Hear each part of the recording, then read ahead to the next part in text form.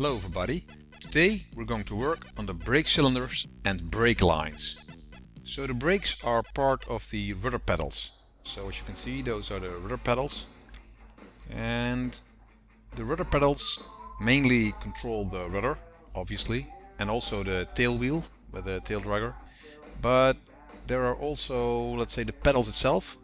If you push them forward, you will apply brakes.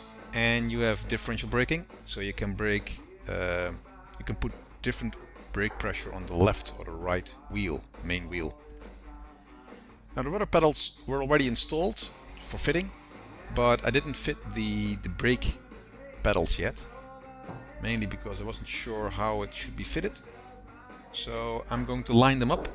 As you can see, the left pedal is in the forward axis, and the right pedal is on the other one. So they will not be in the same line.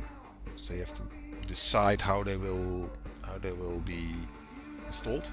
I decided to put one a little bit back and the other a little bit forth, so there's a different angle between them, so that in the end the pedals itself and the line will be within the two axes.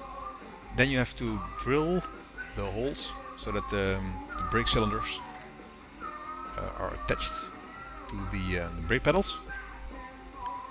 And because the way I did it, there is enough space and room for the hole into the brake pedals. I heard some other builders that had issues because the way that they aligned everything, the attachment plate was too short. But for me it worked out very well.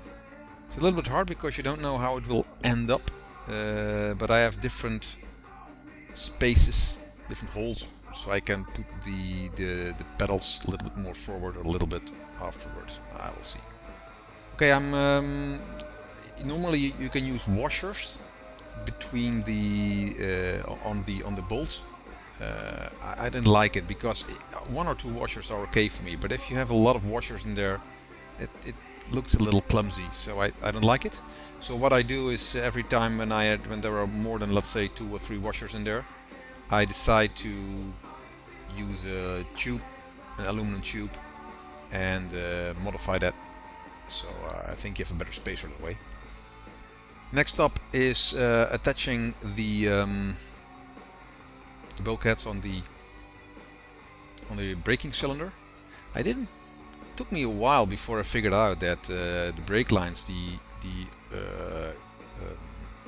plastic, I'd say, but the plastic brake lines, there were these little tubes in there, and I thought, where are they for? But they're actually in there preventing that you squeeze them.